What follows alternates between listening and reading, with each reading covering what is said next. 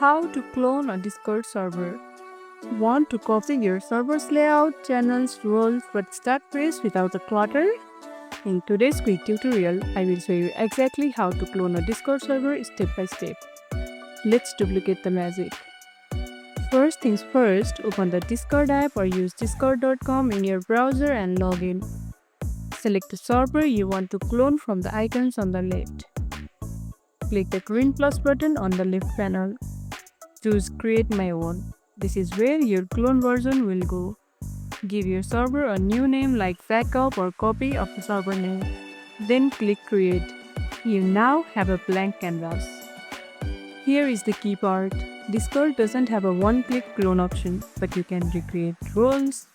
Go to your original server, then server settings, then roles. Open each role and manually copy its name, color, and permissions to your new server. Channels. Right-click each channel, then tap Edit Channel. Copy the settings like names, categories, slow mode, permissions, then recreate them in your new server. Yes, it's manual, but it gives you full control to copy only what you want.